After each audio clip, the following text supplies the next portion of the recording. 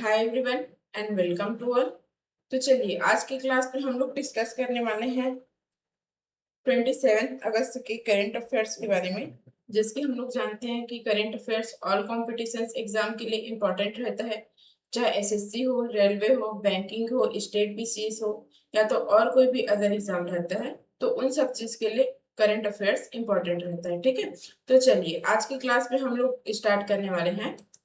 देखो, भारत में unified payments interface मतलब यूपीआई कब लॉन्च किया गया था? ठीक है, जो अभी हम लोग यूपीआई चलाते हैं ना, फोन पे में यूपीआई आईडी होता है हमारा, और गूगल पे में होता है, भीम यूपीआई होता है, ऐसा बहुत टाइप से रहता है। ठीक है, तो ये बोला यूपीआई कब लॉन्च किया गया था, ठीक है, भारत में। और इसका फुल फॉर्म होता है यूनिफाइड पेमेंट्स इंटरफेस। ठीक है, तो ये 2016 में लॉन्च किया गया था। और कब? 11 अप्रैल 2016। ठीक है, 11 अप्रैल 2016। ठीक है, और इसका देखो ये यूपीआई का फुल नेम क्या है, तो इसका है यूनिफाइड पेमेंट्स इंटरफेस यूपीआई। ठीक है, और इसको एक लॉन्च किए गई है, तो इसके लॉन्च करने के लिए एक संस्था है। ठीक है, एक संस्था के द्वारा इसको लॉन्च किया गया है, तो उस संस्था का नाम क्या है? तो यह है national payments corporation of India, NPCI.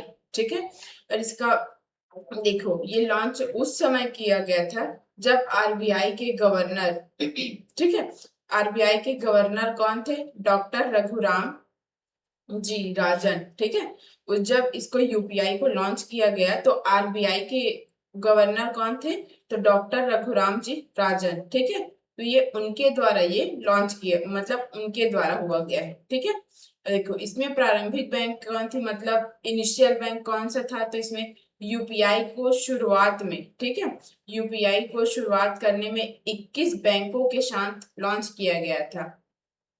और देखो इस यूपीआई को लॉन्च करने का इसका पर्पस क्या है ये देखते हैं। तो इसमें बोला गया एक ही प्लेटफॉर्म के माध्यम से तत्काल interoperable bank to bank digital भुगतान की सुविधा प्रदान कर सके।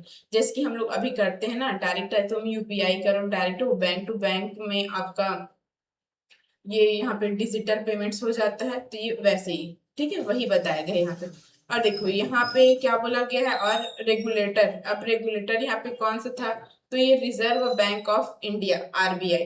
ठीक है, और इसकी मुख्य विशेषता क्या है इस यूपीआई का? तो ये उपयोगकर्ता UPI ID, mobile number, QR code आदि का उपयोग करके बैंक खाते का विवरण साझा किए बिना भुगतान कर सकते हैं। ठीक है, और इसमें आपको कोई डिटेल्स देने की जरूरत नहीं होती है।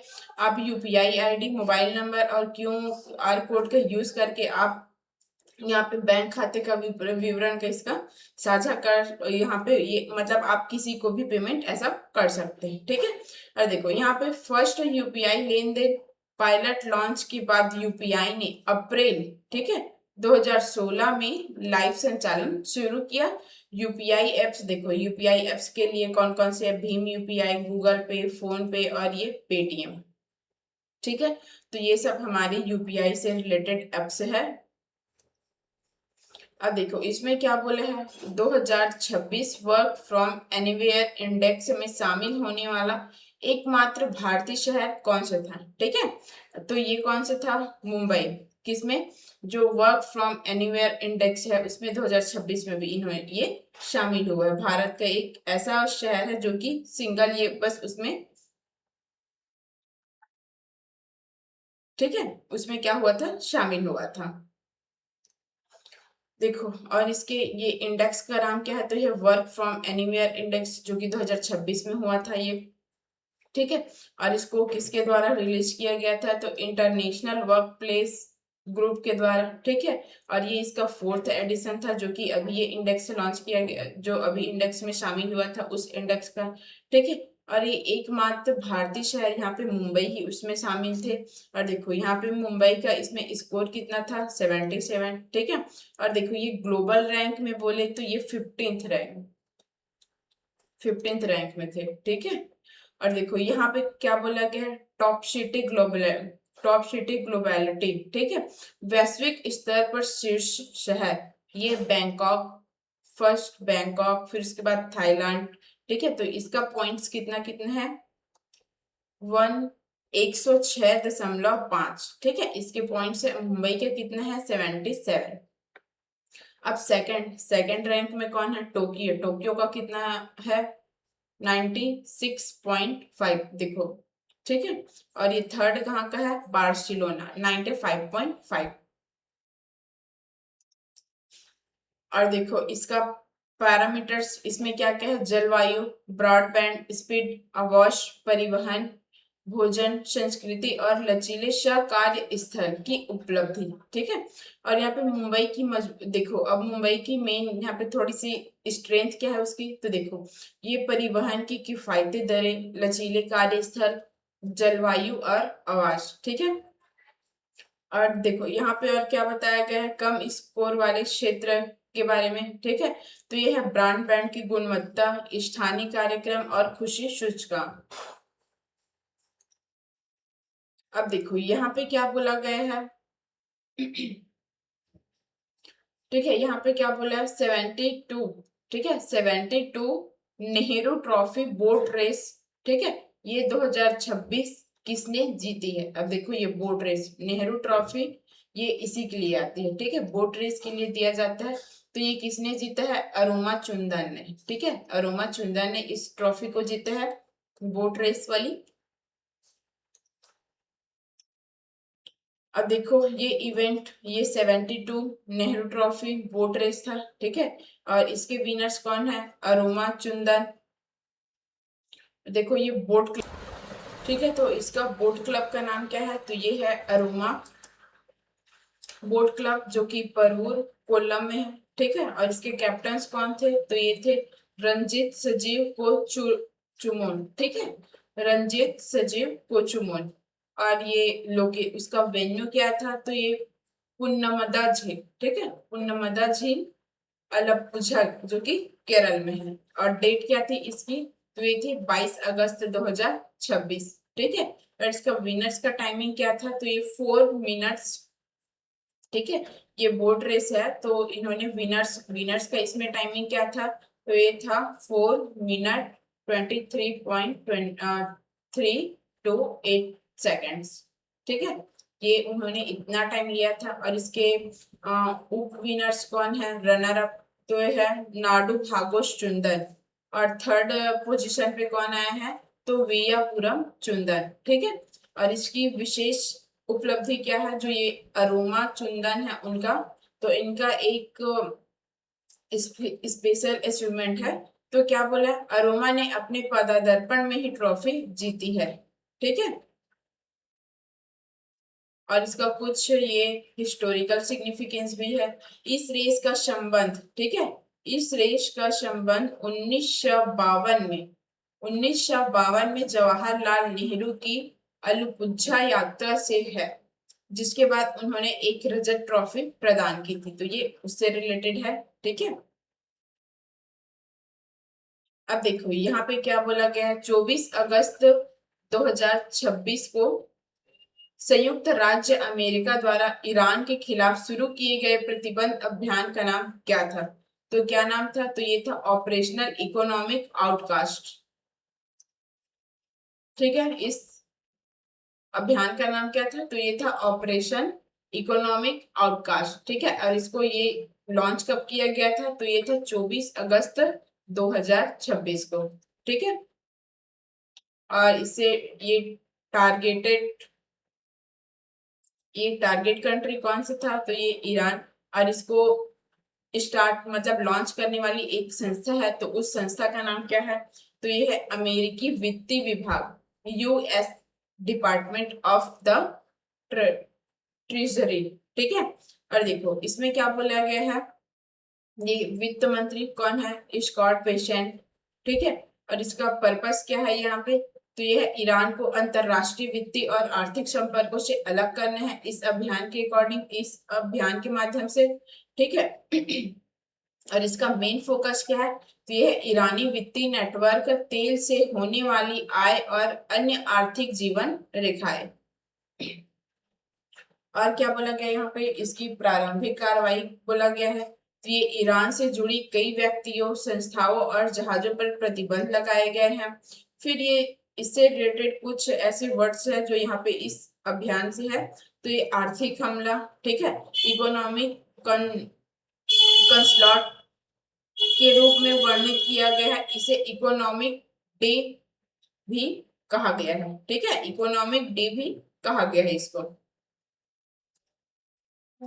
अब देखो यहाँ पे क्या बोला गया, 3 दिवसीय राष्ट्रीय जनजाति भाषाओं और संग्रहालयों पर सम्मेलन 2026 में कहाँ आयोजित किया गया था, ठीक है, 2026 जो भी यहाँ पे कहाँ आयोजित किया गया था ये पूछा है आपको।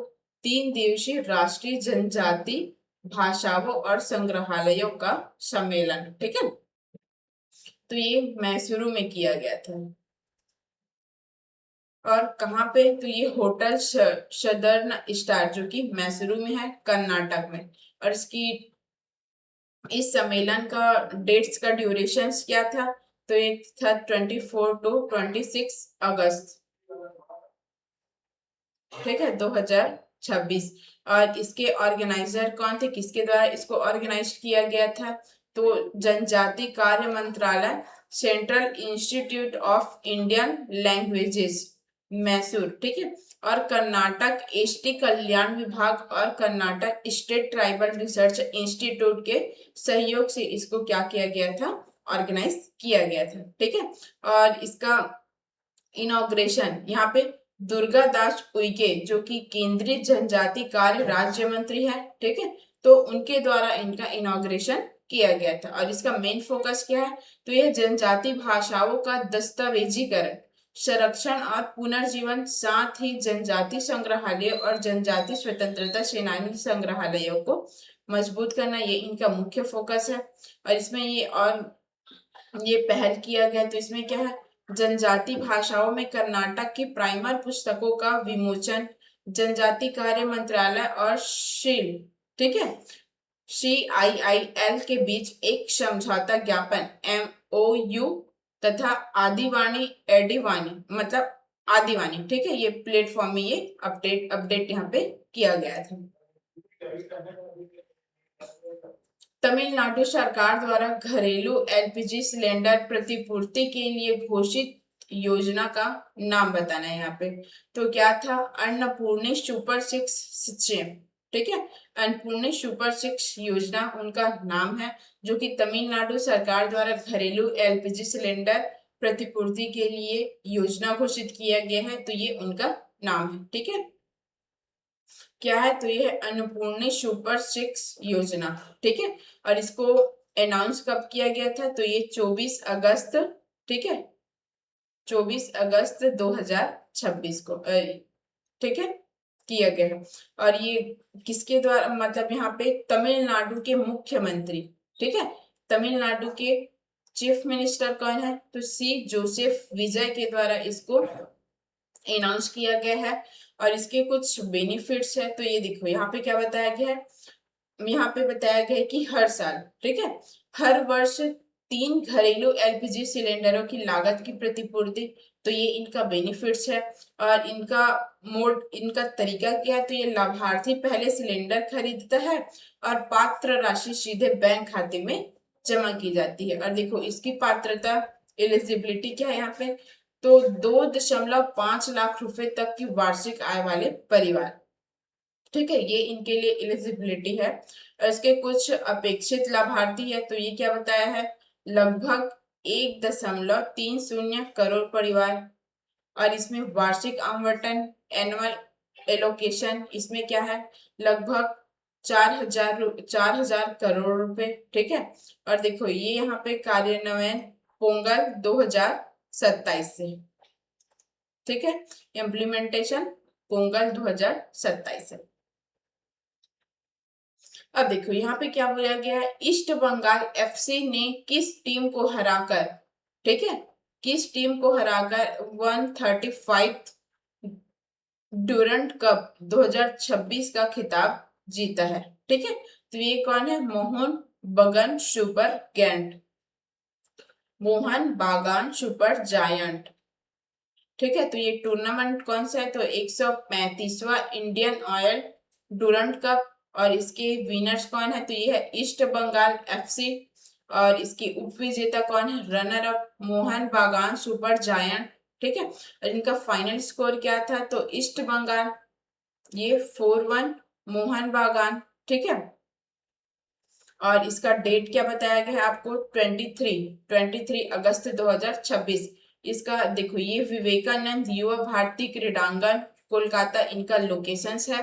और देखो इन्होंने क्या बोला गया है, 17, ठीक है, 17 डूरंड कप का टाइटल मोहन बागान की रिकॉर्ड की बराबरी, मतलब यहाँ पे ईस्ट बंगाल का खिताब के बारे में यहाँ पे बताया गया है। तो जो 17 डूरंड कप टाइटल जो यहाँ पे मोहन बागान के रिकॉर्ड की ये बराबरी है, ठीक है। और यहाँ पे देखो ये स्टार परफॉर्मर कौन है, तो ये एडमंड लाल रिंडिका जिन्होंने फाइनल में हैट्रिक बनाई है।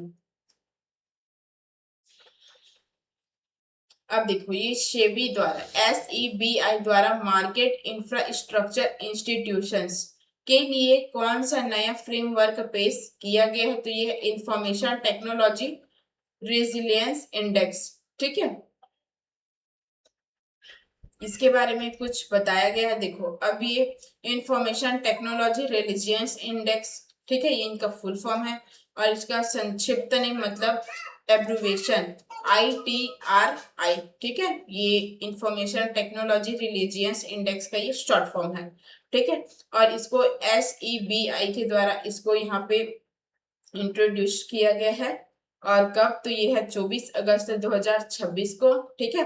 और इसको मार्केट इंफ्रास्ट्रक्चर इंस्टीट्यूट पर इसको लागू किया गया है। और इसका पर्पस क्या है, तो MIIS की IT रिलीजियंस और टेक्निक से संबंधित व्यवधानों का सामना करने तथा उनसे उबरने की क्षमता का आकलन और उससे मजबूत करना, ये इनका पर्पस है। और इसका एयरलियर स्टेप क्या था, तो ये SEBI ने इस फ्रेमवर्क पर, ठीक है, 25 मार्च 2026 को एक परामर्श पत्र जारी किया है, ठीक है। तो आज का क्लास हम लोग यहीं पे एंड करेंगे। अगर आपको इससे रिलेटेड कोई भी इंक्वायरी होगी तो नीचे डिस्क्रिप्शन बॉक्स में व्हाट्सएप नंबर दिया गया है, आप उस पर इंक्वायरी कर सकते हैं। और ये जो क्लास हुआ है उसका PDF आपके लिए टेलीग्राम चैनल में अपलोड हो जाएगा, तो आप लोग वहां से इसका PDF भी ले सकते हैं, ठीक है। तो थैंक यू सो मच, मिलते हैं नेक्स्ट क्लास में, तब तक के लिए वेल डन।